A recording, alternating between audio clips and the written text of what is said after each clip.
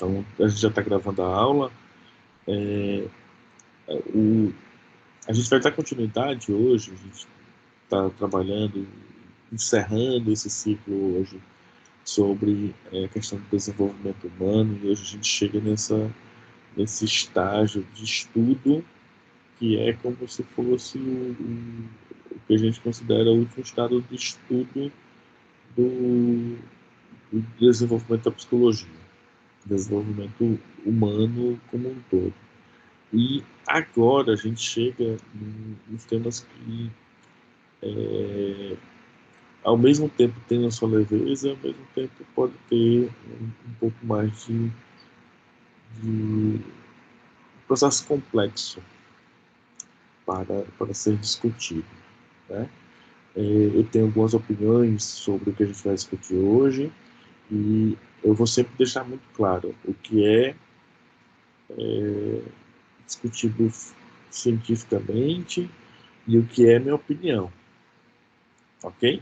Às vezes as coisas se misturam, mas vocês vão perceber que às vezes a minha opinião, por conta de coisas que eu estudei, divergem um pouquinho do que foi posto, do que é colocado, né? Mas a gente vai desenvolvendo, e aí sempre tenho em mente que, em pensando em processo avaliativo, em pensando em processos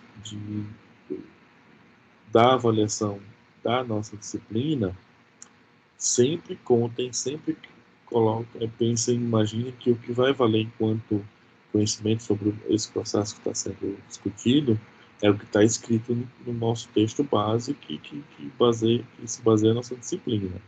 A minha opinião é somente minha opinião. Não leve em conta ela se vocês tiverem que definir entre uma alternativa e outra. Leve o texto em conta, não a minha opinião. Ok? E a gente vai começar essa aula de hoje falando desses marcadores psicossociais de envelhecimento, né? Quais são os principais marcadores, que a gente já vem falando de algumas coisas aqui, mas quais são as principais questões que permeiam essa etapa da vida da gente, concernente pensando sobre as questões psicossociais, né? A primeira coisa que vem, né, é aquilo que meio que mobilizou a nossa vida adulta como um todo. E, de certo ponto de vista, também mobiliza a ideia do ser, do indivíduo adulto.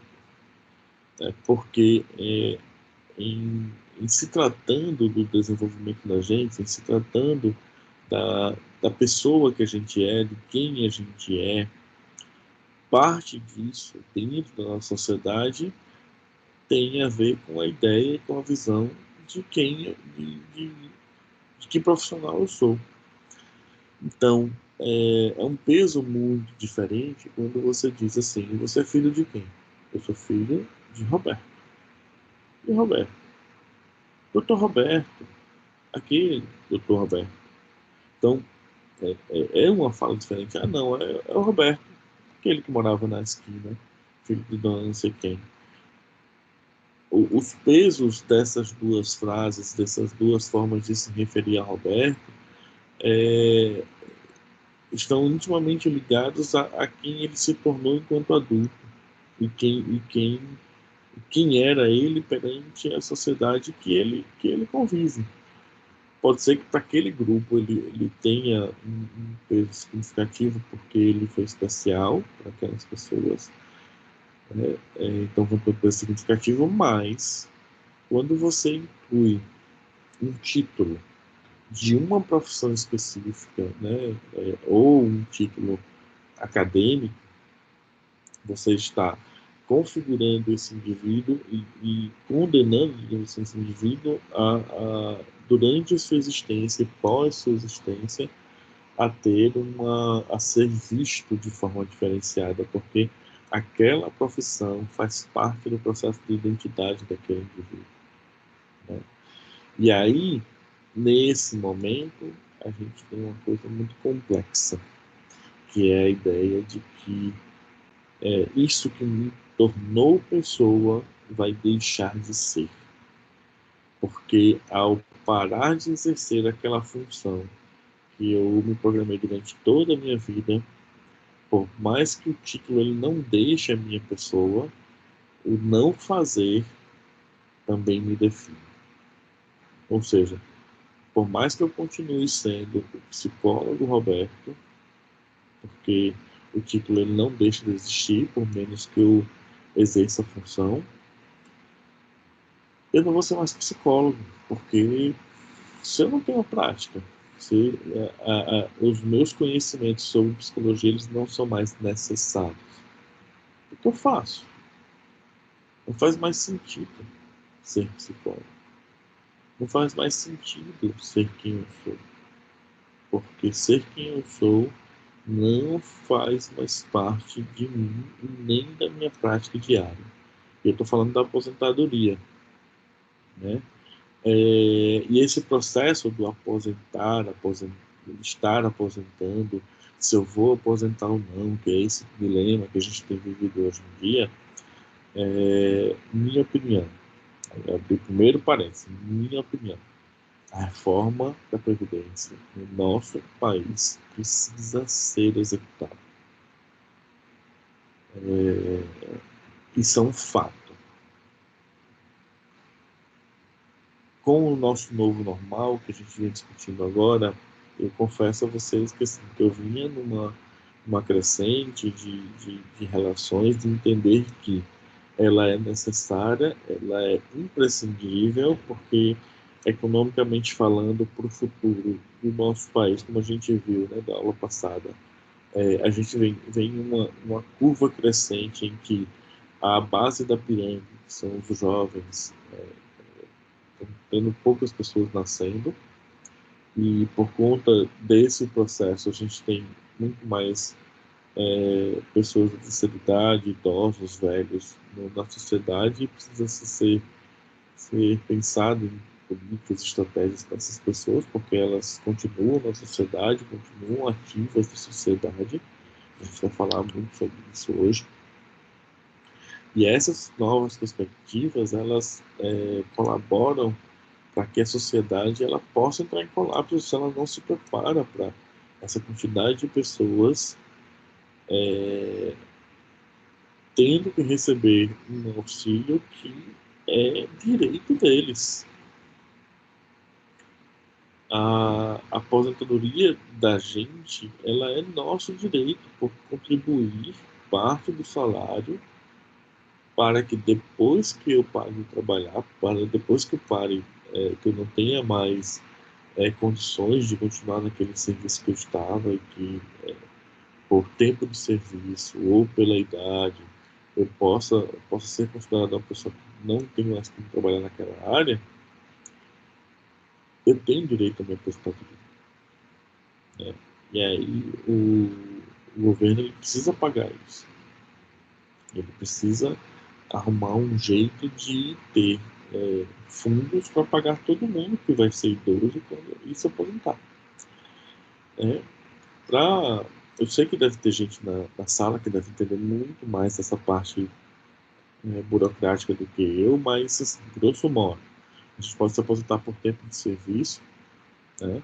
Pela quantidade de anos que a gente trabalhou. Então, assim, a média é de 30 a 35 anos. O texto vai ser um pouquinho mais detalhista sobre isso, né? O texto da gente, mas a média de contribuição por tempo de serviço para a Previdência, para que a gente se aposente, é de 30 ou 35 anos, dependendo se você é homem ou mulher. Antigamente, né, eu lembro que bem antigamente existia uma lei que falava que os professores eles só precisavam contribuir por 20 anos, né, por considerar-se que essa é um tipo de exercício de profissão diferenciado dos demais. Da mesma forma que é a política. Não sei se vocês sabem, por exemplo, você ser presidente do país, você se aposenta e você continua com o título de presidente para o resto da sua vida. Esse título é seu, ninguém tira. Né? Você só vai chamar de ex-presidente por uma questão hierárquica, por saber que tem outra pessoa no cargo lá, e você recebe um salário vitalício. Você passa a receber um salário específico, não é o mesmo salário do presidente, é um pouquinho menos. se não me engano, é uns R$ 20.000 somente, né? Ou é R$ 30.000, uma coisa assim. Um saláriozinho desse, né? Mas o trabalhador comum não. E assim, as regras mudaram, estão mudando. A ideia é que haja um cálculo que some a idade, que aí é o segundo fator, né, da aposentadoria pela idade, que você, independente de quanto tempo você conseguir contribuir com a Previdência, se você é mulher, você se aposenta com 60 anos, se você é homem, se aposenta com 65. As novas regras da aposentadoria, da previdência privada, a ideia é que esse somatório chegue a 100. Qual o somatório, Roberto? O somatório entre idade e tempo de serviço, né? Então você só se aposenta se você conseguir bater a meta de 100, tanto pela quantidade de tempo que você trabalhou, tanto pela sua idade. Ou seja, teoricamente você está aumentando aí, elevando o processo de aposentadoria para algumas pessoas para um nível impossível de ser alcançado. Por que eu estou dizendo isso? Porque, por exemplo, a maior parte das pessoas hoje em dia, por conta das exigências de mercado, elas só conseguem se aposentar, só conseguiam se aposentar antigamente pela idade, quando completavam 60 ou 65 anos, dependendo do gênero, né? E não é a realidade hoje, né? Porque as pessoas entram na faculdade com 22 anos, né? Quando cedo entra com 19 anos. Sai da faculdade 5 anos depois, né? E algumas pessoas só conseguem terminar a parte da vida acadêmica, por exemplo, aos 30 anos. Eu não estou falando nesse caso aqui das pessoas que já trabalhavam com alguma coisa e que entraram depois. Não. Estou falando de pessoas que nunca trabalharam e que engataram uma formação na outra e mestrado, doutorado e títulos e não contribuíram ainda. E por não terem tido essa contribuição, elas têm uma outra forma de processo de aposentadoria. Mas vamos voltar. E aí, essa aposentadoria, você pode você mesmo pagar a aposentadoria e usar também a da sua contribuição. E essa é uma coisa que é interessante, você pode ter as duas coisas. Até porque a aposentadoria privada, né, ela é responsabilidade só sua. Se você paga direitinho, você economiza direitinho, você tem direito, você vê no seu banco, vê naquele banco que é o banco que mais você tem, tem afinidade, você paga a sua aposentadoria ali e no final do processo, quando você decide se aposentar, você também se aposenta da privada, você tem uma soma de um valor que minimamente dá para viver bem, né? Porque existem os tetos e tudo, o máximo que recebe da aposentadoria, como é que é, e a depender do tipo de vida que você tinha antes, né, no trabalho, durante o trabalho, dependendo desse estilo de vida que você tinha antes, não dá para viver com aposentadoria somente do governo, né? E aí, né, essa questão, tudo isso eu estou falando, né, dentro da nossa vivência enquanto profissionais que vão trabalhar também com essas pessoas, com pessoas que estão envelhecendo, existe uma coisa que a gente precisa tomar cuidado, né? E é entender que esses indivíduos,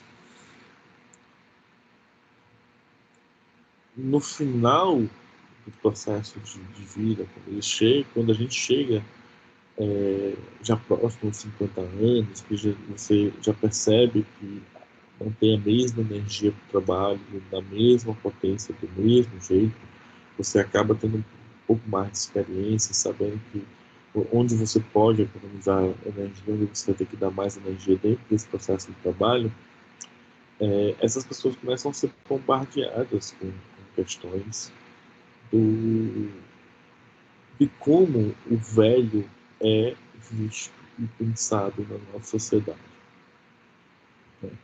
E aí, quando a gente fala do processo de aposentadoria, a gente tem que responder algumas perguntas para entender quem é esse indivíduo, para melhor trabalhar o processo dessa terceira fase da nossa vida. Né? Desculpa, terceira fase, não, dessa quarta fase. Né? Se a gente considerar criança, adolescente, adulto, idoso, é a nossa quarta fase, que é dentro do aspecto do que a gente vem percebendo e discutindo, é a fase onde tudo se conclui, onde na verdade a gente deveria viver muito mais leve. E o peso das questões sociais à nossa volta, elas não deixam de viver assim. Então, assim, entender quem é esta pessoa, qual classe econômica ela pertence, qual tipo de sociedade que ela está inserida e qual o sentido do trabalho para ela, nos ajudará a pensar sobre um projeto de desenvolvimento para uma aposentadoria saudável. Eu não sei se vocês já ouviram falar, mas como a prática da orientação profissional mudou na nossa sociedade, um dos nossos nichos de trabalho são essas pessoas que estão prestes a se aposentar e que não planejaram nada para a vida, né? Não planejaram nada para o desenvolvimento. E aí é óbvio que uma orientação para a aposentadoria de um indivíduo de classe média e classe média alta ou rico é diferente de uma orientação para a aposentadoria de alguém que é na classe média baixa e na classe baixa e as pessoas mais pobres. As questões de gênero e etnia, elas são muito fortes nesse quesito do processo de aposentadoria, porque as, as discriminações elas se exacerbam, elas aumentam, elas se tornam um pouco mais violentas. A família, ela é bem violenta nesse sentido, não sei se eu botei aqui o slide, o slide fala sobre isso. Então, a família, ela tem um papel importante nessa configuração desse envelhecer, desse pensar sobre esse envelhecimento. Ou seja, é todo um contexto que precisa ser visto e percebido deste indivíduo. Né? Não sei se alguém quer falar, eu já deixo as colocações iniciais. Se alguém levantou a mãozinha para falar, ninguém levantou a mão para falar. Alguém quer comentar alguma coisa antes que eu comece a concluir essa etapa? Alguém quer falar alguma coisa sobre isso? Não quer não? Então, se alguém quiser, me interrompe aí, tá bom, gente? Eu vou começar a concluir essa parte da aposentadoria. Tá bom? Então, a gente... Alguém abriu o microfone. Quem quer falar?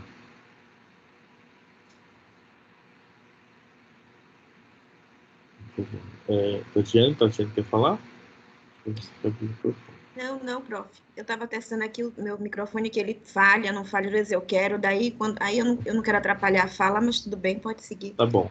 Vamos voltar a fazer aquela coisinha de levantar a mão. Eu vou estar sempre voltando aqui na tela para poder ver quem está levantando a mão, porque aí me ajuda a organizar a fala e organizar também o que vocês querem falar. Tá bom? Então, assim, a, a aposentadoria, né, é algo que é inerente aos indivíduos, né, principalmente no nosso país. Né? Eu vi uma vez uma reportagem naquele Globo Repórter, né, da sexta-feira à noite, falando de um país na América do Sul, né, que os aposentados têm vida de baranga. Então, assim,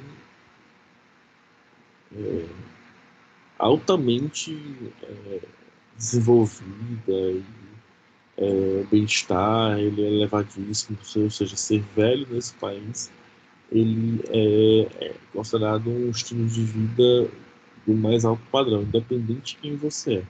Né? Se você se preparou um pouquinho, você vai ser uma pessoa que vai envelhecer bem nesse país, porque o país se preparou para isso. infelizmente, o nosso país ele não se prepara para trabalhar com o velho. Ele, na verdade, ele discrimina a pessoa velha. Por mais que a gente tenha exemplos de relações boas e significativas, no geral, a violência contra o idoso é muito grande. Né? Mas aí vamos dar uma lida aqui para a gente discutir um pouco mais sobre essa questão da aposentadoria. Este ser social que está aposentando também constrói laços de afeto e de pertencimento que, com a aposentadoria, podem ser vividos como perdas significativas. E a gente está falando aqui dessas pessoas que, inclusive, assim, que constroem família dentro dos trabalhos, né? Assim, o colega da mesa do lado é quase um irmão, a colega que é como uma prima, um parente distante, ou seja, é como se ele criasse uma família ali naquele ambiente, e que mesmo às vezes não trazendo essas pessoas para o convívio social, o dia a dia com essas pessoas é um dia a dia muito produtivo e de muita alegria. São pessoas que fazem parte, que sabem dos nossos problemas, que conhecem os nossos defeitos e que estão ali para que a gente, para que todo mundo seja feliz, né? Não só a gente, mas todo mundo seja feliz. Então, esse é um dos primeiros processos que as pessoas começam a pensar e começam a se entristecer, que aquilo ali não vai vivenciar mais. Ah, mas as pessoas podem visitar, sempre podem visitar o canal. Desculpa. Não pode. Nem sempre a gente consegue voltar no ambiente de trabalho, consegue ir lá conversar e reencontrar as pessoas, saber como as pessoas estão indo. Além disso, por se tratar de um momento de ruptura que convoca para uma nova posição social, a aposentadoria pode ser considerada um evento estressor, um ponto desencadeador de ansiedade e sofrimento psíquico. Somando a este ponto, a aposentadoria também está associada a envelhecer, e envelhecer em nossa sociedade está associado à imagem pejorativa do sujeito velho como aquele sem função. Então, você, enquanto pessoa, já pensa: o que é que eu vou fazer da minha vida? Porque eu não quero ser um peso para minha família. Mas, mesmo assim, as pessoas ao seu redor vão estar desenvolvendo tipos de preconceitos que inicialmente são muito velados, né?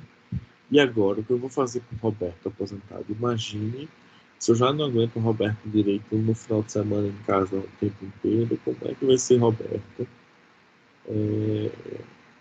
passando um mês, 2 meses, o ano inteiro dentro de casa, sem fazer nada, roupa de pijama o dia inteiro, sem produzir mais nada? Não quero, não vou aguentar essa pessoa, né? Principalmente uma geração que é muito rápida e muito veloz e que quer que as coisas se modifiquem muito rápido. Pensar que você tem um velho do seu lado que não vai acompanhar esse desenvolvimento é um martírio, porque a primeira menção que vem na nossa cabeça é a ideia de que não vai dar certo, não vai funcionar. E para o aposentado, o que mais fica é que, assim, além de perder os amigos de trabalho, a família é a primeira rejeitada do processo internamente. E eu estou falando de pessoas que ainda conseguem produzir. E eu estou falando de pessoas que ainda conseguem ter um nível de vida razoável. Não estou falando de pessoas inválidas. Porque a gente estudou nas aulas passadas que, a depender de como foi que eu segui a minha vida, nesta fase do envelhecimento, a minha produção, a minha forma de ser ainda é muito, muito ativa e muito altiva. Eu ainda tenho muito a dar para a sociedade. Pode falar, Tatiana. Oi, prof. Então, enquanto você está falando aí, eu me lembrei do filme que eu assisti na semana passada, na Netflix, que o tema justamente é esse. O nome do filme é O Estagiário, com Robert De Niro. Não sei se a turma aqui já assistiu, se você já assistiu, mas é muito interessante porque fala justamente sobre essa questão, e eu acho que isso é algo que até existe lá fora, né, em outros países, de aproveitar as pessoas que estão nessa fase da velhice para que elas se readaptem a uma nova forma de trabalho e que sejam vistas, na verdade, como pessoas que estão ali para poder aconselhar, né? Como o texto está falando aqui, que é importante saber envelhecer, sabedoria, conhecimento, experiência de vida. E é isso que esse estagiário traz, que no caso representado pelo ator Robert De Niro, traz em uma empresa de moda. Então, em princípio, a empresária que é contra a ideia de contratá-lo, né? Mas aí ela acaba recebendo muitas ajudas dele, justamente por conta dessa experiência de vida que ele tem, né? A sabedoria. O filme é belíssimo, muito bacana, e eu acho que se houvesse, de fato, aqui no Brasil, medidas que pudesse, digamos, não sei se tem, mas se houvesse formas de aproveitar ainda as pessoas que estão nessa idade, para que elas se sintam, de fato, pertencentes, importantes, ativas, eu acho que o número de doenças, né, desde doenças psíquicas enfim, doenças físicas, isso iria diminuir muito, porque eu vejo muitas pessoas que se entregam ao álcool, né, às drogas, família se afasta, justamente por isso. Elas se sentem completamente inválidas, né? Justamente por esse preconceito que tem aqui em relação a pessoa quando chega na idade senil, né? Uhum. Mas o filme é muito bom. Obrigadão pela contribuição. Vanessa colocou aqui no texto, no chat, né, que não está podendo ler o chat, que é no Uruguai, a cidade na América do Sul, que se dá muito valor à aposentadoria. E na Chile colocou o seguinte: meu marido passa por esse momento. Há uma insegurança muito grande em sair ou ficar. Passa ainda pela cabeça que ele ainda pode contribuir para a empresa. Existe um dilema muito grande com isso. Ele está nesse contexto de insegurança e dúvida, né? Mas ele sente que está cansado. A mente diz que ele ainda pode ficar mais, mas o corpo sente as marcas do tempo. E aí, nesse sentido, deixa já você falar, o Remix. Nesse sentido, a gente percebe o quanto é contraditório o processo, porque o mercado exige um profissional muito ativo, muito feroz, muito aguerrido, e aí esquece da experiência daquela pessoa que está ali naquela função há tantos anos, se reinventando, produzindo novos saberes, mas que pelo formato que a vida tem dado, ele não consegue chegar. Infelizmente, ele não consegue chegar naquele auge. Ele consegue dar as respostas, mas não naquela velocidade. Pode falar, Zenilson. Oi, eu aposentei, tem uns 5 anos atrás. E assim, tem uma questão de gênero que pesa muito. Lá no meu trabalho, era muito mais fácil, foi muito mais fácil para as mulheres do que para os homens, né? As mulheres tinham uma outra, normalmente se envolve com outras coisas, com família, com uma yoga, com não sei o quê, né? E os homens não. Então, assim, os homens, quase todos lá do meu trabalho, era muita gente, estava todo mundo perto de aposentar, eles foram até a expulsória, né? Então, assim, tipo, quando não dava mais, eles não decidiram antes. Eles realmente, ó, da agora em diante, não dá mais para você continuar por causa da idade, né? E do tempo que você tinha lá. Então, quase todos saíram nesse último apagar das luzes, né? E as mulheres não. Então, eu, no primeiro dia, eu disse, já pode, para aproveitar os meus papéis. Posso te fazer uma pergunta, pessoal? Uhum. Sim. Você sente que, assim, se for uma pergunta sexista, você me avisa. Mas Pode você falar. sente que o homem, ele sempre se preparou para ser um trabalhador fora de casa, e a mulher sempre teve, assim, suas milhares de tarefas, e para ela, de repente, não parece que ela está se aposentando de verdade, ela está saindo de uma das funções, mas que a vida vai continuar. E para o homem, a sensação que eu tenho, por isso me diga se eu estou sendo sexista, e parece que para o homem não. pro homem, ele se preparou a vida inteira para ser o fodão naquele negócio lá, e quando acabou, e agora? Não sei se é É, isso. a minha impressão, pelo que a gente conversava e tudo, era exatamente essa, né? Então, a mulher, em razão exatamente dessa sobrecarga que ela teve a vida inteira, né?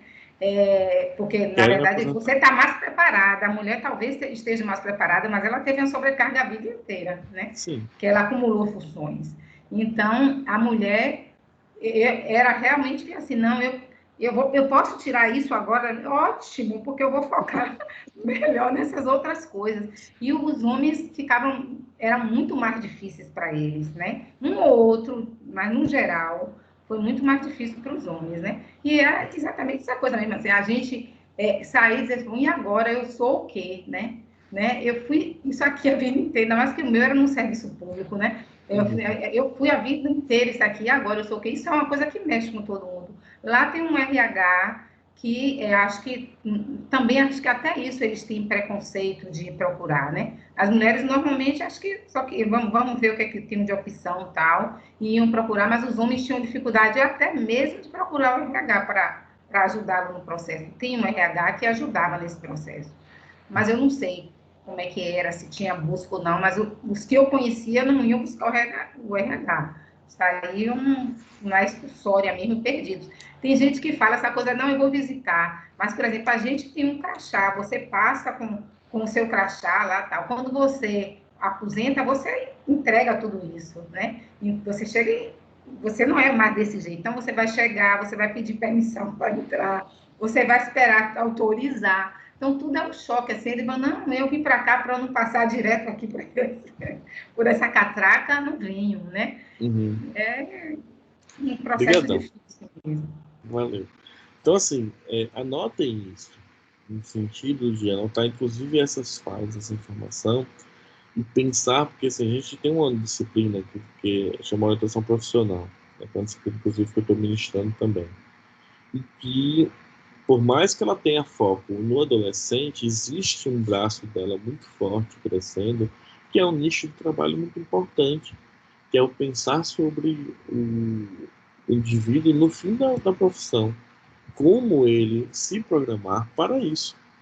E aí, como a colega estava falando, a gente estava falando, assim, eu estou tirando uma das coisas da minha vida, pelo menos vai me deixar mais tranquilo, eu vou dar mais vazão para as outras coisas e vou dar mais vida para as outras coisas da minha vida, porque agora eu posso, simplesmente por isso, né? Então, o, o homem, ele precisa se reerguer no processo, né? Ele precisa pensar durante o processo no que é que ele vai investir na nova energia. E às vezes realmente fica sem saber o que fazer, porque nunca pensou sobre isso na vida. E a gente também não pensa muito, a gente deixa para lá, né? Evita trabalhar com conflito.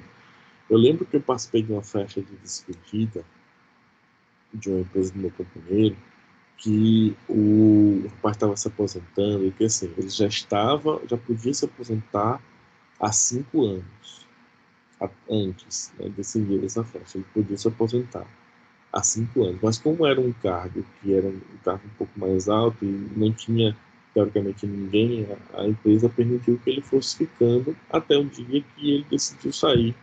E por que ele decidiu sair? Ele recebeu umas orientações do RH, né, desse programa do RH de preparação para aposentadoria, e ele resolveu fazer um curso, né, e não pensando numa nova profissão, mas pensando no reinventar-se, pensando em pensar no processo de reinvenção. E ele fez um curso de palhaço, né, para trabalhar um pouco essa desinibição, para trabalhar um pouco essa questão que ele sempre teve dificuldade e tudo. Hoje em dia eu não sei exatamente o que ele está fazendo na vida, mas o curso ajudou ele a pensar e repensar a própria vida dele. Então pensa assim, é bem complexo isso, e é uma área completamente nova, que a gente pode estar abraçando aí como psicólogas e psicólogos. Então, pense aí um pouquinho. Tá? Vamos mudar de assunto. Mudando de assunto, mas não mudando do tema geral. Deixa eu só tirar a mãozinha de vocês aqui, levantaram, porque senão eu vou sempre pensar que está tirando os vídeos, aí já querem falar. Mas deixa eu mudar o assunto agora. Ainda falando de velhice, envelhecimento, mas falando de um outro preconceito, que é a questão das relações sexuais, né, na terceira idade. Né? Falar de sexo na terceira idade é um tabu, porque continua a mesma ideia do inválido, né? Mas ainda assim, e aumenta ainda mais a ideia desse indivíduo, dessa mulher, que parece que não tem mais desejo nem libido. A ideia e a visão que se tem do velho, do idoso, na terceira idade, com relação à sua própria sexualidade, é de que ela não existe, ela é inexistente, ela não faz mais sentido. Eu vou dar dois exemplos, porque esse é um dos meus temas de pesquisa na pós-graduação, no mestrado, que é a questão da invisibilização do homem gay na terceira idade, na velhice. E um outro exemplo é um documentário que eu assisti que chama Divinas Divas. Se vocês um dia tiverem a oportunidade de ver, não sei se tem alguma coisa no YouTube, ia virar série. Divinas Divas é a história de um grupo de drag queens que eram pessoas, digamos assim, de um momento social, socioeconômico no Brasil onde era crime você ser travesti homossexual, prevaricar. Então, as casas as boates em São Paulo, no Rio de Janeiro, de vez em quando tinham batidas da polícia na porta e prendia todo mundo e batia nas pessoas. Era um terror. E esse Divinas Divas era um show que o avô de Leandra Leal, uma atriz, né, que não sei se todo mundo conhece, mas é uma atriz que já foi da Globo e tudo. A Leandra Leal, o avô dela tinha um teatro, e nesse teatro ele organizou esse show, que era um show de talentos desse grupo de drag queens, onde elas cantavam, elas mesmas cantavam e dançavam, e faziam shows maravilhosos nessa boate, trazendo a cultura da arte drag para as pessoas, né? E o documentário fala de Leandro Leal, né? É dela o documentário, fala dela resgatando esse grupo, né? Para vocês entenderem, por exemplo, o peso e a idade dessas pessoas. Uma delas era a Rogéria, que era como ela mesma se denominava, né, a travesti da família brasileira, né, que era uma travesti que entrava nas casas das pessoas pela televisão, Silvio Santos Brasil, isso, né, porque ali ali era um personagem, um personagem caricato, um personagem diferente, como era Elco Maravilha também, que Elco Maravilha era mulher mesmo, não era travesti, não era gay, mas era muito ligada à moda, uma pessoa muito influente, né? Tem um filme, inclusive, que fala sobre a história do desaparecimento do filho de uma amiga dela, e ela está no filme. Então, nesses dois universos, o que acontece com a sexualidade das pessoas? Primeiro, do homem velho gay, né? Por que a gente chama de invisibilização? Porque uma sociedade, uma comunidade mais primordialmente falando, onde os corpos esculturais e a juventude é hipervalorizada, é meio que natural acontecer de o idoso, o velho, gay, ele ser esquecido. Trevisan, J.R. Trevisan, que é um cara que escreveu um livro fantástico que fala sobre a história dos movimentos LGBTs e do gay no Brasil. Ele conta nesse livro que este homem, principalmente, ele faz um caminho de volta para entrar no armário. Entrar no armário, se vocês não conhecem, estar no armário, né? Sair do armário é o termo que foi utilizado inicialmente nos Estados Unidos, né? Off the closet, que seria aquela coisa de que as pessoas tiravam o outro do armário, ou a própria pessoa saía do armário, que era aquele gay que as pessoas não sabiam exatamente se era ou se não era, e revelava publicamente que era gay. Então, era o sair do armário, né? Porque quando você vivia dentro do armário, in the closet, você vivia fechado, você vivia com a sua vida particular somente para você. Não era, e é tão fechado esse negócio que nem dentro de casa as pessoas sabiam, né? Mas quando você abriu o armário, você via lá as roupas e os acessórios que as pessoas utilizavam. Então, é meio que fazer um caminho de volta, porque tem algumas questões sociais que invisibilizam a sexualidade desse homem, que por mais que ele tenha desejo por outros homens, ele não faz mais sexo, então ele não é mais gay. Então agora ele pode conviver socialmente com todo mundo, ele só é uma pessoa que tem um jeitinho. Mas pessoas com jeitinho a gente conviveu a vida inteira, então não tem problema nenhum. Então, fulano de tal nem é mais gay, né? Ele não sai com mais ninguém. Como se a ideia do ser ou não ser gay, ela também se aposentasse com a velhice. Desculpa usar esse termo, né? Expressar esse termo. Mas como se ela acabasse com a velhice. E assim, o ser homossexual não faz mais sentido. O meu corpo não pertence mais a mim de volta, porque a sociedade invisibilizou ele mais uma vez.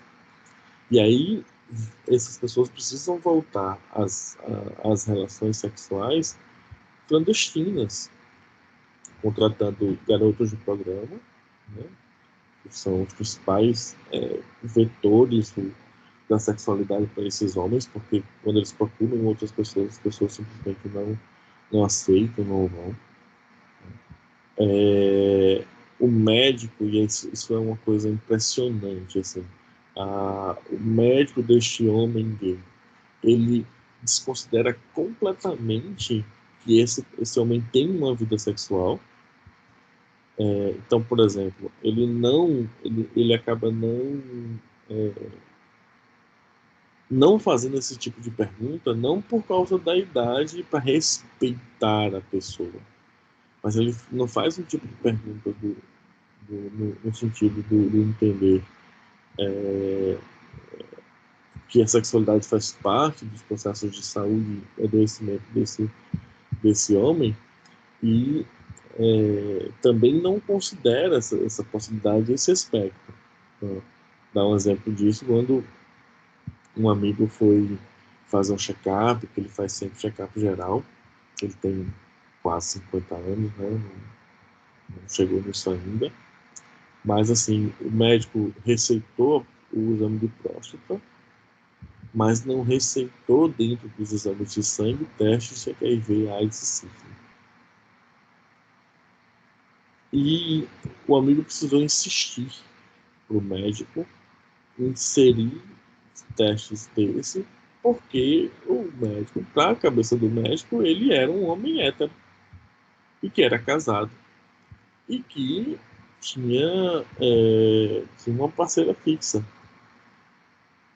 E precisou o meu amigo assim, ser enfático com o médico assim, não tem um parceira, tem parceiros, no plural. Então, por favor, passe o exame que eu quero saber. Mas, assim, como assim? Sua parceira sabe disso? Você tem relações extraconjugais com outras pessoas? Assim, ele dizia que foi entrando num processo de preconceito tão grande, né, que aquela consulta se tornou opressora para ele. E, assim, era para ser uma consulta simples, uma aceitação simples. Mas o próprio médico, infelizmente, é, por um preconceito dele, por uma visão velada dos indivíduos, eu não sei dizer exatamente o que era, porque eu não conhecia o médico. Mas expressava preconceito, e vários ao mesmo tempo. É importante que a gente entenda que envelhecer, infelizmente, não é algo bacana, bom e simples.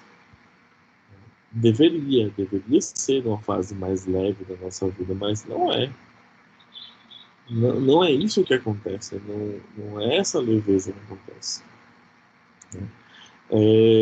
Voltando a só finalizar o segundo ponto, né, além da invisibilização dessas mulheres que são drag queens, travestis, são pessoas que, por não permanecerem com a mesma beleza e exuberância, acabam sendo discriminadas para drag queens novinhas e diminuídas, né, dentro do cenário. E aí, às vezes, aquele era o único ganha-pão dessa pessoa.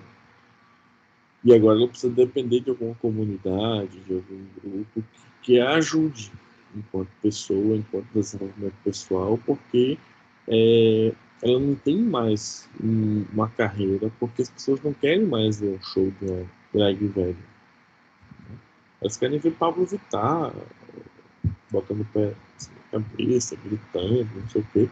Elas não querem ver um show um pouco mais lento, um pouco mais produzido, um show com a própria voz da drag queen. Não é todo mundo que faz.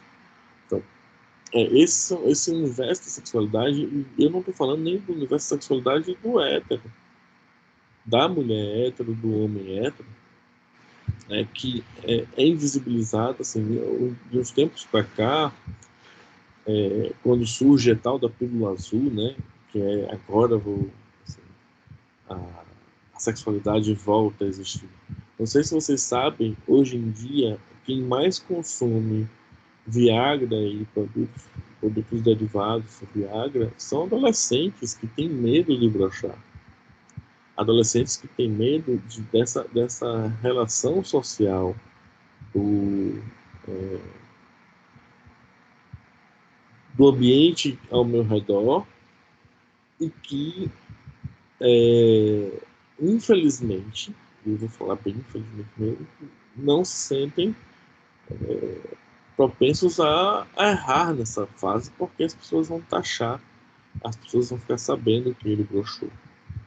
E aí, assim, não sei se na sala também, eu sei que a gente tem gente em todas as idades, não sei se na sala tem alguém que queira comentar sobre isso no futuro, mas, assim, vou dizer uma coisa para os meninos, antecipadamente, né?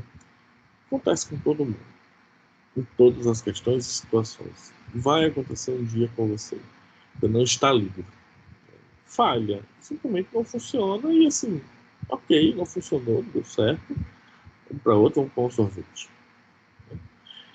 Para o idoso, isso já é algo comum, assim, o prazer do ato do sexo, ele já vem de outras situações, de outras relações, né, do contato, do abraço, do afago, do afeto, do estar junto, do partilhar.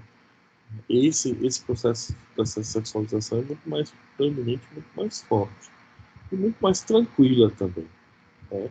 E quando a gente fala desse aspecto, que esse é o primeiro aspecto dessa invisibilização desse indivíduo, a gente não diminui os outros todos, que vem a questão assim, de discriminação, falta de cuidado, falta de fazer sexo com segurança. Então, tem outras coisas mais aí, mas antes de passar para esses pontos um pouco mais pesados, eu queria saber se alguém quer comentar sobre essa questão, né, da sexualidade na terceira idade, se alguém quer falar sobre isso, se alguém tem alguma experiência para contar, histórias que ouviu falar, histórias que conhece. Alguém quer comentar? Vai ter terremoto na sala agora. O professor está se arrumando de novo.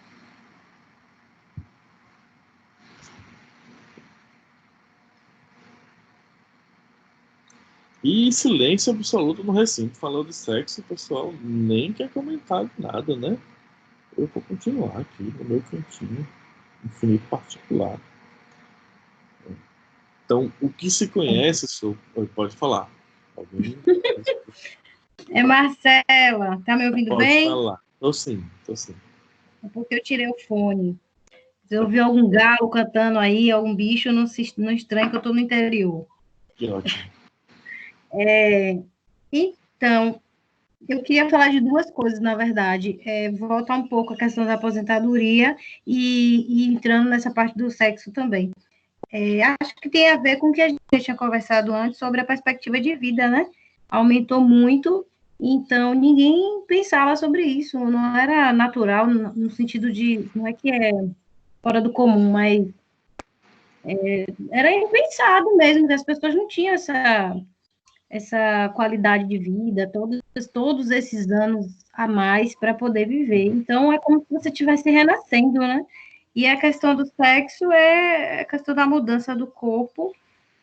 As pessoas têm tabu com o próprio corpo, talvez não seja nem com a outra pessoa, mas com consigo próprio, com suas próprias inseguranças. Sabe que, assim, é contraditório, ao mesmo tempo que a pessoa foi criada a acreditar que quando entrasse na velhice, seu corpo pararia de funcionar, né, perderia certas funções. Acho que a pessoa se percebe funcional ainda e se assusta com isso. E não tem, como a colega até colocou aqui no chat, não tem muita gente que conversa sobre isso, não tem muito profissional e psicólogo também que não trata desse assunto. Quando se trata de questões de saúde, de terceira idade, sempre é paralelo ou relacionado à doença, nunca à saúde, nunca à qualidade de vida. E sexo também faz parte, né, da questão da saúde da pessoa. Eu sempre fiquei assim, isso é uma curiosidade minha, sempre fiquei me perguntando, né, quando eu vou no ginecologista, eu sempre que vou, eu me pergunto, como será uma pessoa, uma senhora idosa indo para o ginecologista? Será que isso é normal? Será que isso é comum? As pessoas mais velhas vão para o ginecologista, como a gente que é mais jovem vai? E como será? Será que o atendimento é diferenciado? Será que tem um outro tipo de conversa? E será que a própria família estimula a pessoa aí, né, o médico, a continuar fazendo seus exames rotineiros?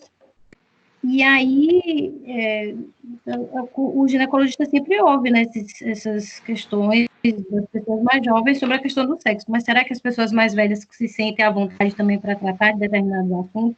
Isso são perguntas minhas, né, que um dia eu vou tentar pesquisar sobre isso. Era mais pergunta do que questionamento. Então, o que acontece? Jamile quer falar antes de eu falar? Jamile? Tá me ouvindo? Tô, agora tô.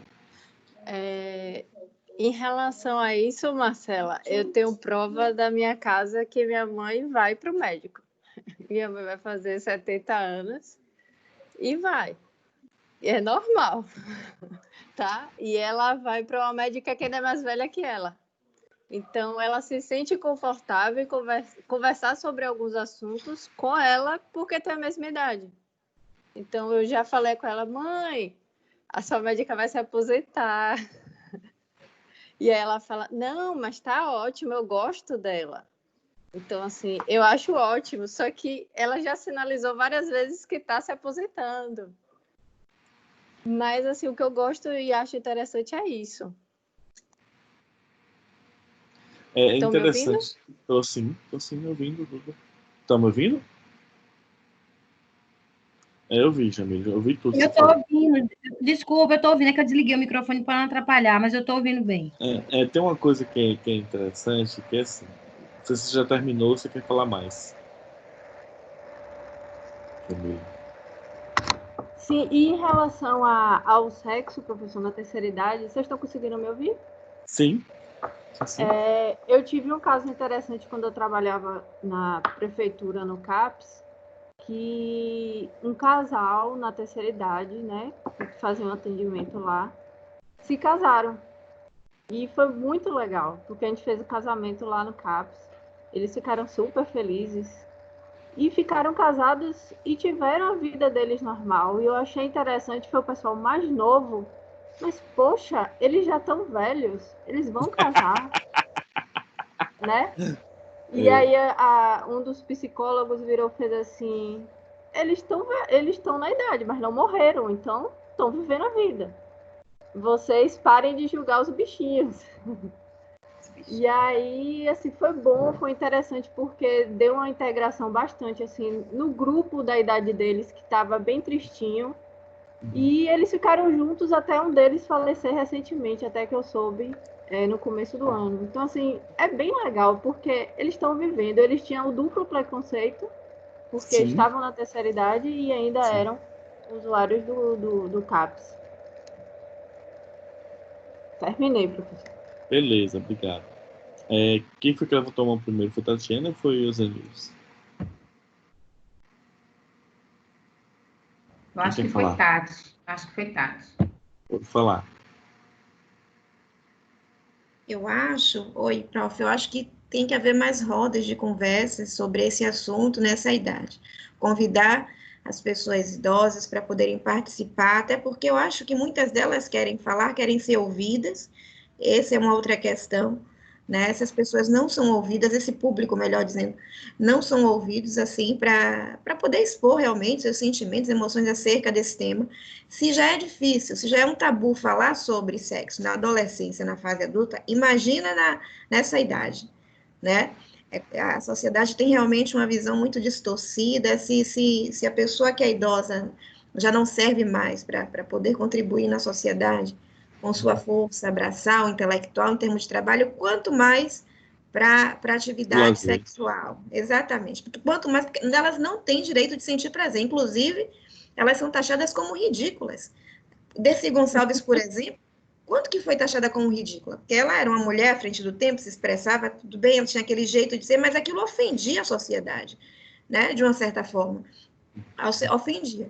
Então, tem sim que abrir aí um espaço para fala, para que essas pessoas se expressem, elas estão vivas, tá? Algumas canalizam energia psíquica de fato para a questão da sabedoria, e aí algumas, mas outras não, outras ainda querem sentir esse prazer, e não sentem muitas vezes porque não tem espaço para isso.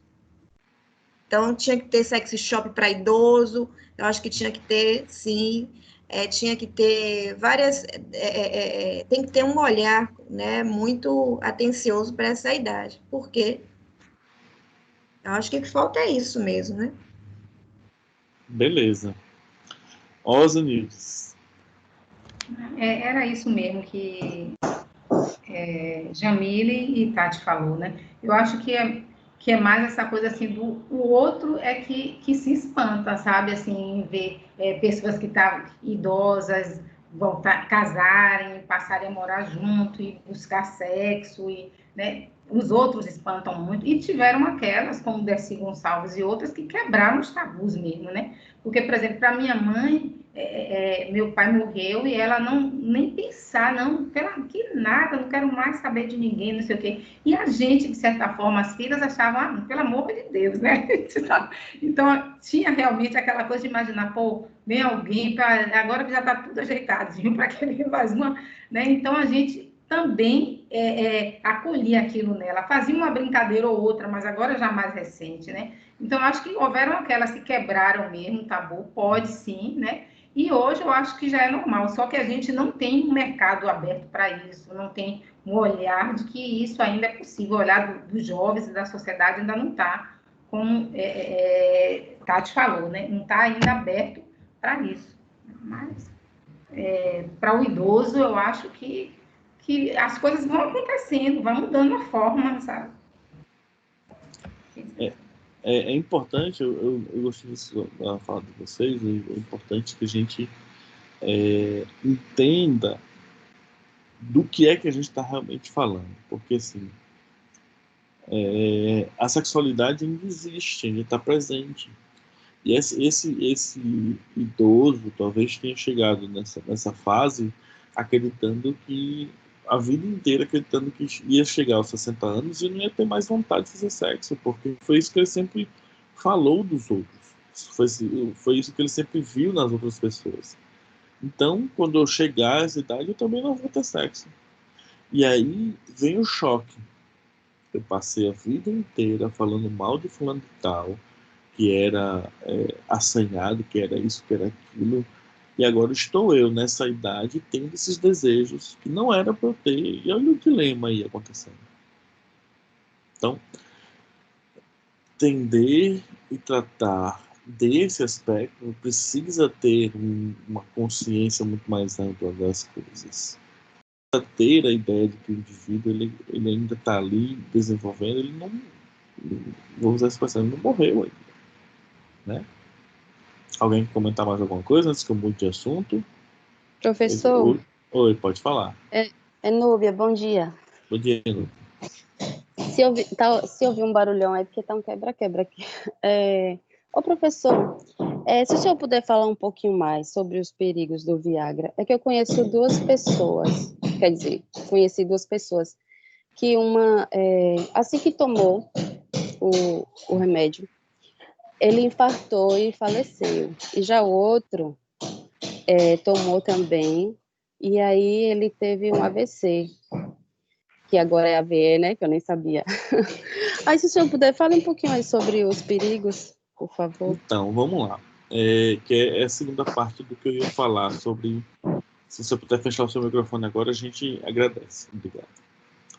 Eu não sei quem aguenta reforma dentro de casa, só vocês mesmo. Deus me livre. Já tinha matado os pedreiros tudo. O que acontece? Se eu matar, eu vou matar o marido, professor, que é ele mesmo que está cobrando tudo. Então, mais aqui quem falou. Vou fechar aqui. Então, o que acontece? Há essa parte, né, que a gente precisa aprender a glamorizar, ou seja, trazer à tona que existe uma sexualidade, e não precisa ser uma sexualidade de uma mulher idosa com um menino novo para poder funcionar, de um homem idoso com uma mulher novinha para poder ele funcionar. Não, duas pessoas idosas, elas podem sim se juntar, casar, ter uma vida sexual na medida do possível constante e ativa, como a gente chama, mas existem outros aspectos aí que precisam começar a ser discutidos, que é o aspecto do lado contrário, porque assim, não é porque as pessoas discriminam que o homem não faz sexo. Talvez a mulher que é vítima de preconceito, talvez ela até não faça, mas com certeza o homem faz, mesmo vítima de preconceito. Só que esse homem faz sexo sem proteção, porque ele acredita que não precisa mais. Ele acredita que as pessoas que ele vai fazer sexo se protegem. Ele acredita que ele não tem mais como pegar, porque a AIDS, sífilis, gonorreia, qualquer que seja as doenças sexualmente transmissíveis, ou as infecções sexualmente transmissíveis, esse homem ele não vai ser infectado. E aí a quantidade de pessoas que tem crescido o número de infectados por AIDS, HIV, é muito alta. E aí a gente precisa começar a pensar sobre como e qual as medidas que a gente tem que tomar. Porque enquanto há somente um preconceito sobre sexualidade nessa idade, não há campanhas públicas para que esse idoso ele também use camisinha, ele também use contraceptivos, né? E aí vem a outra questão. Surge uma pílula que promete fazer com que você consiga uma ereção, ou seja, promete que você vai conseguir transar e fazer penetração. É como se fazer sexo fosse somente esse ato de penetrar. Só que esse remédio ele mexe com a questão ímpar da nossa vida, que é uma estimulação e depois uma inibição da corrente sanguínea para o pênis. Já existem estudos aí, na minha cabeça, inconclusivos, porque eu não li eles em revistas científicas, eu li são pré-estudos de revista que às vezes as pessoas publicam alguns estudos em alguns repositórios que servem mais para que outras pessoas leiam e comentem, antes dessa pessoa tentar publicar o estudo numa revista científica mesmo de quadro. Mas eu vi um estudo uma vez que fala desse homem que usa Viagra, mas fala também dos efeitos do Viagra na mulher, que aumenta a libido, que aumenta a vontade de de fazer sexo. Então, é importante a gente entender que talvez o Viagra ele tenha vindo para trazer de volta uma libido que o indivíduo precisa para ser feliz. Contudo, como ele mexe diretamente com a corrente sanguínea, né, e com o sistema nervoso central, aumentando a pressão do sangue de uma forma geral, é muito provável que pessoas que têm algum tipo de problema cardíaco venham a ter problema com a Viagra. É muito provável. E assim, eu não posso chutar probabilidades agora, porque seria levando da minha parte. Eu não lembro quais são os percentuais, mas imagine que você é um indivíduo que tem arritmia cardíaca ou você tem sopro, né, que é falta, às vezes, do coração bater, oxigenar o ar. E aí, o indivíduo, ele tomou Viagra, mas ele não sabe que tem problema cardíaco. Ou ele sabe e acha que o tratamento vai aliviar. Ele vai tomar.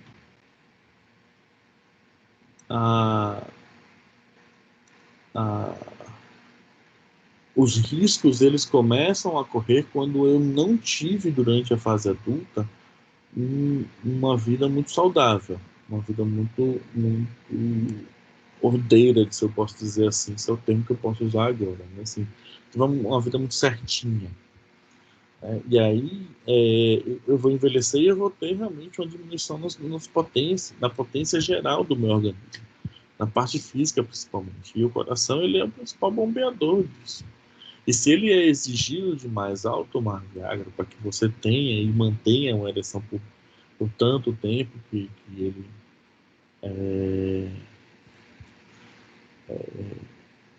ainda assim é interessante e importante que a gente acompanhe esse processo, tá bom? Então, assim, eu confesso que não estou, pelo amor de Deus, me acabando por nada, não. Mas eu nunca tive contato com Viagra, assim, nunca nem peguei em cartão. Então, o que eu conheço são das poucas leituras que eu já fiz, principalmente por alguns estudos com adolescentes, muito mais do que com idosos, o uso de Viagra por adolescentes, tá bom? Vamos lá.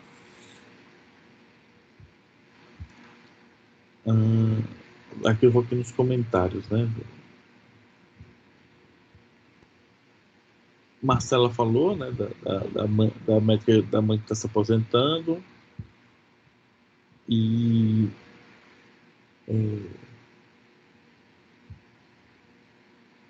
questionando que é uma médica especializada em terceira idade e tudo, né? Aí Jamile comenta: Marcela, acredito que sim, pois ainda tem muito alto médicas da mesma idade que minha mãe, mas sempre procuramos os mais novos e até os planos de saúde cadastram profissionais mais novos. Mas está vendo, pelo menos eu vejo na minha médica e de outras amigas a tendência de alguns médicos se especializarem no público dessa idade.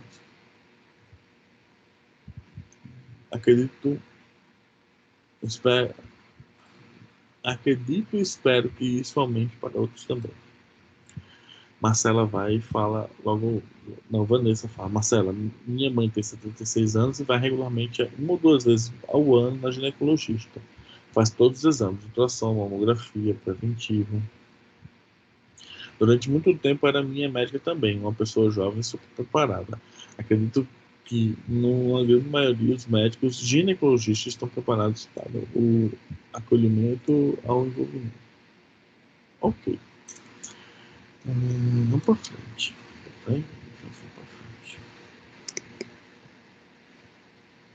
Desculpa. Vamos lá. Então, o que é nesse sentido, né? Depois que a gente falou de aposentadoria, de que a gente falou de planos, né, para o futuro, de que a gente falou sobre sexualidade e seriedade, o que é o envelhecimento ativo? É o processo de otimização das oportunidades de saúde participação e segurança, com o objetivo de melhorar a qualidade de vida à medida que as pessoas ficam mais velhas. Aplica-se tanto a indivíduos quanto a grupos populacionais, permite que as pessoas percebam o seu potencial para o bem-estar físico, social e mental ao longo do curso da vida, e que essas pessoas participem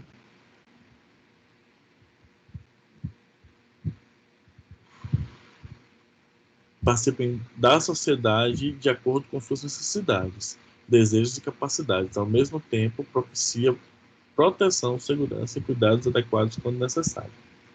O que a gente está falando aqui é o cerne desses dois assuntos. É a ideia de para onde esses dois assuntos nos levam. Que é a ideia de entendermos que o desenvolvimento do envelhecer para os indivíduos, ele, infelizmente, ele ainda não está cercado de políticas públicas que promovam para os indivíduos um bem-estar mais potencializado. Ok? E aí eu estou falando do bem-estar de uma forma geral, assim, não há políticas públicas para o idoso no CRAS, no CREAS, não há espaços de lazer para o idoso nas comunidades em forma geral, né? O espaço de lazer que se tinha não é mais usado, as associações de bairros estão sucateadas de uma forma geral, então a gente tem que tomar cuidado. Existem alguns bairros que estão retomando essas associações, isso é maravilhoso, porque é uma porta de entrada para atividades com a terceira idade, ok? Então, ao considerarmos viver bem a velhice, devemos falar também das coisas de que gostamos ou de que não gostamos de fazer. Gostar depende muito do para que fazemos algo, ou do que acontece quando o fazemos. Podemos até gostar de fazer algumas das coisas que temos de fazer, mas não gostar de fazer algumas coisas das coisas que não queremos fazer. Assim, usualmente temos de preencher a vida, mas se somos felizes, gostamos do que fazemos para preencher. Então,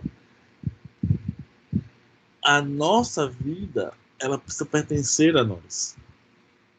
E a gente precisa gostar da gente mesmo, para começar também a gostar das outras coisas que a gente quer fazer. A gente precisa estabelecer dentro das nossas relações sociais um ambiente muito mais harmônico, muito mais desenvolvido. Ok?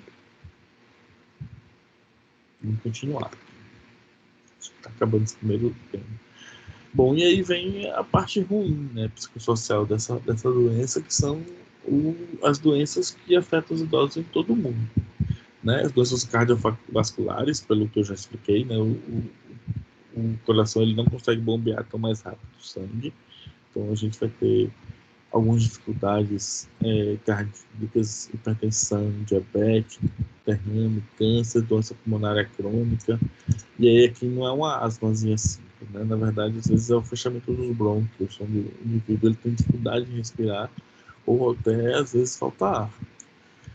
Artrite, osteoporose, depressão, cegueira ou diminuição da visão, que são situações que vão nos impedir de agir socialmente. E aí a maioria dessas pessoas que tem algum acometimento desse, como um câncer, em geral, eles se voltam muito para a religião, né? Se voltam muito para repensar sobre a sua visão do cosmos, do todo, da espiritualidade, ou seja, vão procurar um ambiente que acalente esse espaço, certo? Então, a ideia das pessoas que precisam de ajuda, às vezes, é somente suprir uma carga emocional, mas também, às vezes, é se apegar a algo que possa trazer a pessoa para a felicidade, para o bem-estar. Né? A espiritualidade é um fenômeno mais amplo do que a religiosidade. Enquanto a religiosidade está ligada à instituição religiosa, às crenças, dogmas, etc. E características próprias, próprias. A espiritualidade se configura como um fenômeno que não se reduz às instituições. Assim, podemos ter sujeitos que afirmam ter espiritualidade, mas não estão vinculados a nenhuma religião. É meio autoexplicativo, né, essa questão. Assim. O ter, o conhecer-se internamente, o conhecer o seu processo também é um processo de espiritualização, né? Só que aqui eu quero abrir um parênteses dos enormes, aquele parêntese que precisa estar bem destacado, brilhando de neon. Assim. O nosso cliente tem espiritualidade. O velho, o idoso que a gente está cuidando, a velha, a idosa que a gente está cuidando, ela tem uma espiritualidade. Né? Às vezes ausente, às vezes latente, mas ela tem.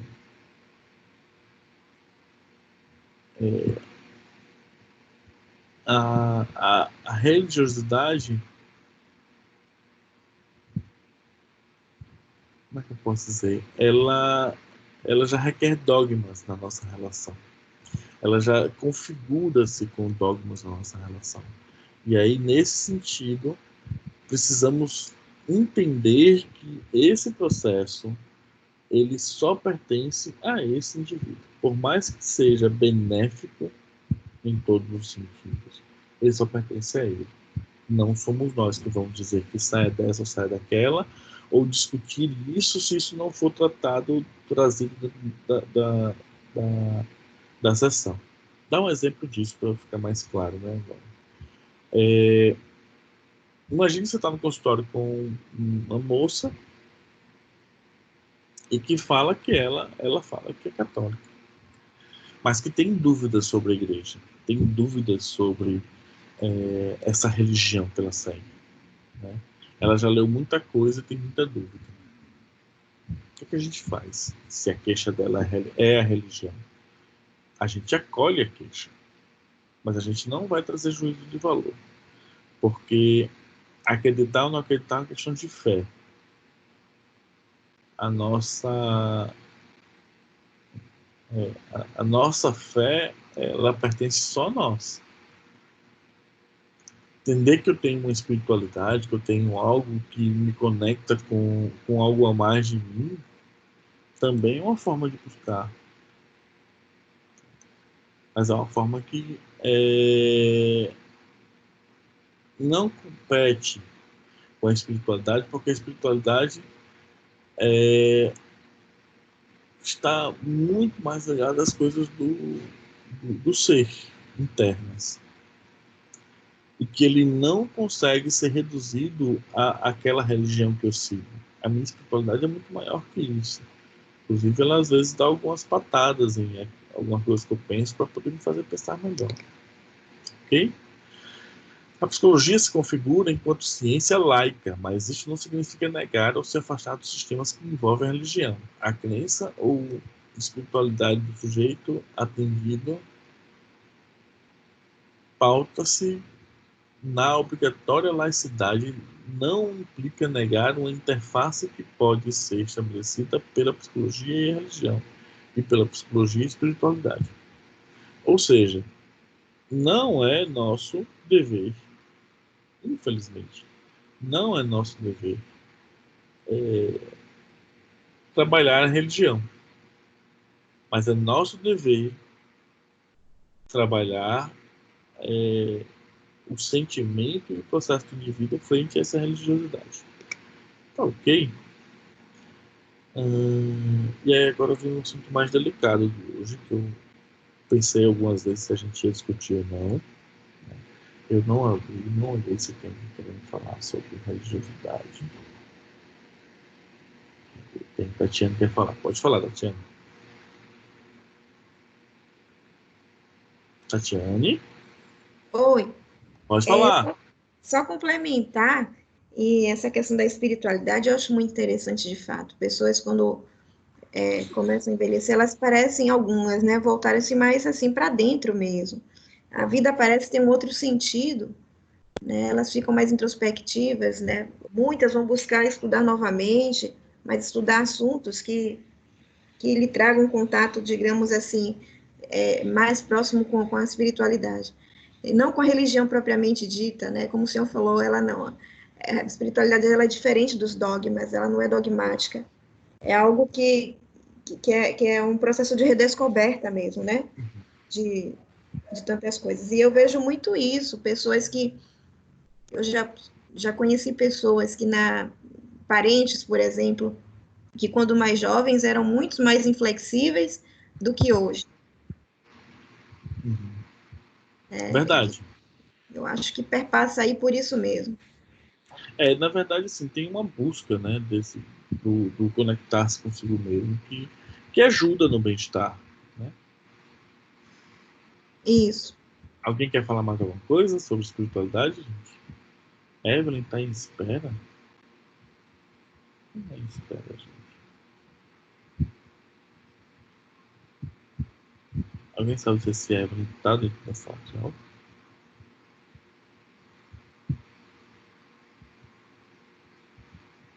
Não sei. Não estou conseguindo entrar. Então, eu pensei algumas vezes se eu falaria ou não sobre esse tema do suicídio. Eu vou abrir um parêntese agora, porque assim, a gente está gravando a aula, né? E eu acho que é algo que precisa sim ser discutido. Eu acho que é algo que precisa sim ser falado. A gente não pode esconder a ideia e a questão que envolve o suicídio, mas a gente precisa tomar cuidado, certo? Então eu vou pedir para vocês assim, se quiserem comentar, a gente vai comentar tecnicamente sobre os processos de suicídio, mas eu não quero que a gente traga aqui relatos de experiência com pessoas suicidas, pessoas que estão suicídio. Eu não quero, não é o ambiente, tá bom? Então a gente vai tentar dar a parte técnica do entendimento sobre o suicídio nessa idade, mas nesse vídeo, infelizmente, até porque está gravando tudo, eu não queria que a gente trouxesse nenhum tipo de exemplo real, tá ok? Conto com vocês. Então, assim, o suicídio, ele é um ato pessoal intransferível. Ele é é discutido filosoficamente falando que ele é um tomar posse para si de algo que te foi roubado, né? E nesse sentido, as questões que envolvem o suicídio, elas são muito controversas, porque quando a gente vai falar da parte teórica, né, da discussão, a gente percebe que precisa se comunicar mais, precisa se conversar mais sobre o suicídio, mas não é algo que a gente pode divulgar na grande mídia, porque as pessoas podem interpretar o processo de forma diferente, né? E diante do aspecto, né, da epidemia ou pandemia, que a gente possa chamar, a visão do suicídio dentro da sociedade brasileira, a gente tem dados. Por exemplo, entre 1980 e 2012, houve um crescimento de 215% no número de casos entre idosos, somente entre idosos. A gente não está relatando aqui jovens, adultos e adolescentes, então só idosos. Da mesma forma que ocorre com os mais jovens, os homens são sempre as principais vítimas. Por quê? Porque, em geral, a tentativa de suicídio do homem é sempre mais violenta. E aos 75 anos, de acordo com o Ministério da Saúde, a razão nesse sentido é para saber quantos por quanto, né? Então a razão é de 8 a 12 suicídios masculinos por um feminino. Ou seja, a cada 8 ou 12 homens, uma mulher tenta suicídio com mais de 75 anos.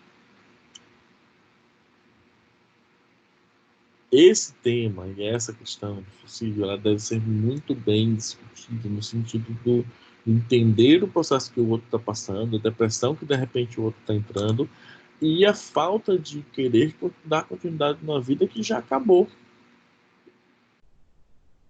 uma das principais questões que envolvem esse momento é isso. Por isso que das principais práticas que a gente vê dentro da psicologia, a gente vai trazer, na verdade, esse indivíduo para um momento de, como eu posso dizer, um momento de percepção de si, percepção das suas questões, né? Percepção dos seus processos, ok? E relatar ainda uma vida pela frente no sentido do desenvolvimento das coisas, do acontecimento das coisas, ok? Para a gente refletir, né, finalizar essa primeira parte, considerando que a sociedade elabora verdades a partir da sua construção histórica, social e cultural, caberia a nós perguntar quais efeitos de verdade são produzidos nos discursos sobre a saúde, sobre o envelhecimento ativo e também sobre a própria compreensão da velhice. Será possível desvelar o que mobilizou a produção de tais conceitos? Será possível afirmar que o pano de fundo de todas elas tem uma relação direta com o poder? Então, a gente está tratando aqui, para finalizar, né, essa aula, da questão do como esse idoso ele perde as noções de poder sobre o próprio corpo que tem. E são produzidas sobre o indivíduo na velhice ideias de menos-valia, de menos habilidades, de menos potencialidades, pessoas que você não pode conviver porque não são pessoas corretas. É importante que a gente perceba que esse corpo que é criado para o idoso é um corpo que não existe, porque cada um da gente tem o nosso processo de envelhecimento. Cada um da gente sabe como o nosso corpo reage, como o nosso aspecto de vida se mobiliza para essas questões. Então, vamos nos cuidar para que essas fake news, né, essas fake verdades sobre o corpo, eles comecem a ser mudados, modificados. Que as pessoas percebam o quanto tem de poder sobre si mesmas. Tá ok? Gente, eu acho que vocês estão percebendo. Eu estou um pouco incomodado, assim, meu olho está incomodado, meu rosto está incomodado. Eu vou precisar de 2 minutos. Eu vou fechar a gravação, vou fechar o meu áudio, meu microfone. Eu vou precisar sair do escritório e tomar um copo d'água, né? Que eu me preparei para isso, né? Lavar o rosto rapidinho. Para a gente dar continuidade na aula, só faltam poucos slides para a gente para o próximo tema. Me esperem aí, não saiam daí não, pelo amor de Deus. Podem bater papo entre si, abram o microfone, aproveitem que o professor não está na sala, façam a festa, mas eu vou parar aqui já dando o spoiler do que a gente vai discutir. A gente agora vai discutir como o psicólogo ele vai agir nas diversas abordagens, pensar sobre esse idoso dentro da psicologia. Tá bom? Então, eu estou fechando minha câmera agora e vou fechar também meu microfone.